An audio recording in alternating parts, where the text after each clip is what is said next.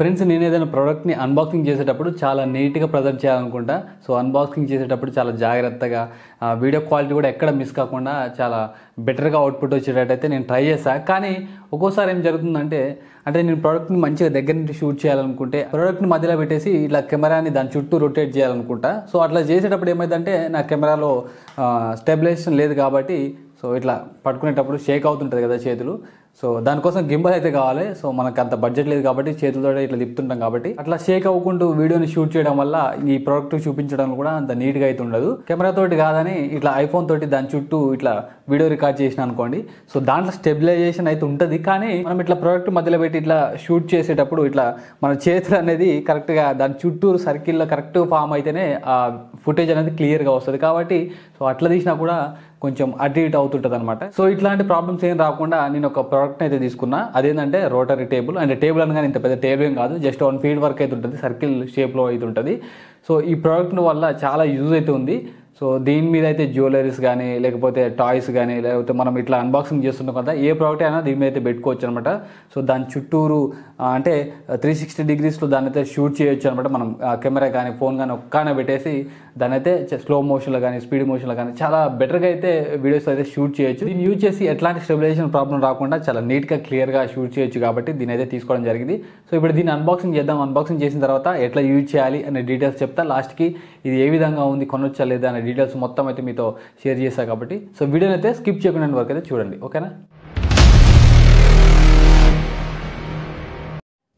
Friends, ఇదే rotating table, SYGA electric multi functional rotating table ఇది. దీన్ని ఒకసారి అన్బాక్సింగ్ చేద్దాం. లోపల అసలు ఏమేమి ఇచ్చారు అనేది అయితే ఒకసారి పర్టికులర్గా అయితే చూద్దాం.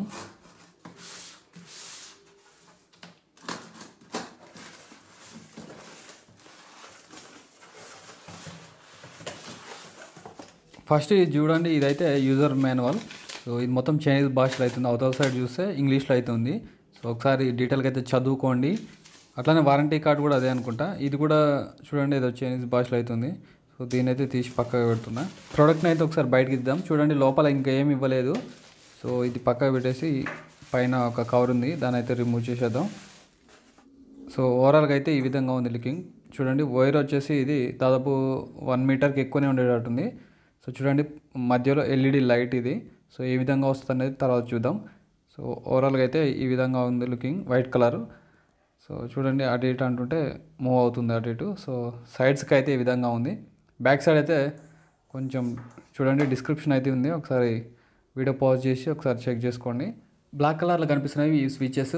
లెఫ్ట్ సైడ్దేమో light on and off, right సైడ్దేమో క్లాక్ వైజ్ లేదా యాంటీ క్లాక్ వైజ్గా తిరగటం కోసం దాన్ని అయితే యూజ్ చేసుకోవచ్చు అనమాట. సో ఒకసారి ఈ వైర్ ఒకసారి తీసేసి ప్లగ్ ఇన్ చేస్తా.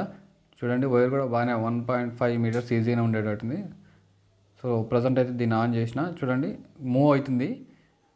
సో టేబుల్ మీద పెడితే లైట్గా వైబ్రేషన్ వస్తుంది, టేబుల్ సౌండ్ అయితే వినిపిస్తుంది.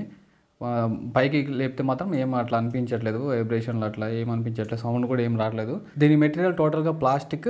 దీని వెయిట్ దాదాపు 977 grams అయితే ఉంటుంది. దీని కెపాసిటీ దాదాపు 9 kgs వరకు అయితే ఉంటుంది. సో 9 kgs వెయిట్ ఉన్న దాన్ని దీని మీద పెట్టచ్చు. చూడండి, లైట్ ఆన్ చేస్తే చూడండి, ఇక్కడ మధ్యలో ఈ విధంగా అయితే లైటింగ్ ఉంది. టోటల్గా లైట్ ఆఫ్ చేసిన నేను. లైటింగ్ కొంచెం బెటర్గా ఇస్తే బాగుండు అనిపిస్తుంది, కానీ సో జస్ట్ ఫ్లాష్ లైట్ లాగా లైట్గా పడేటట్టుంది. ఒకసారి నేను హెడ్ ఫోన్స్ని అయితే దాని మీద పెడతా. యాక్చువల్గా సెంటర్లో పెట్టాలి. లైటింగ్ ఆన్ వస్తుందేమో చెక్ చేద్దాం. కొంచెం లైట్కి పైన పెట్టేసి సో ఈ విధంగా సెట్ చేసి ఆన్ చేసిన. చూడండి, ఇది యాంటీ క్లాక్ తిరుగుతుంది ఇప్పుడు. సో లైట్ ఆఫ్ చేయగానే ఈ విధంగా ఫ్లాష్ లైట్గా పడుతుంది. ఇది చూడండి, ఎక్కువ కూడా పడట్లేదు. ఒక్కసారి ఇది రొటేట్ కంప్లీట్ చేయడానికి దాదాపు 40 seconds అయితే పడుతుంది. పొడవు వెడల్పు చూసుకుంటే దాదాపు 25 centimeters అయితే ఉంటుంది. ఎటు చూసినా థిక్నెస్ చూసుకుంటే 3.5 centimeters అయితే ఉంటుంది.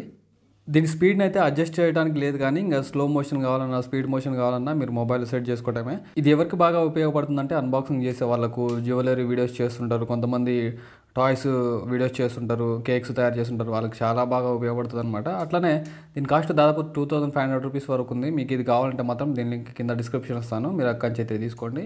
ఒక 2-3 శాంపిల్స్ అయితే పెడితే ఒకసారి అయితే చూడండి.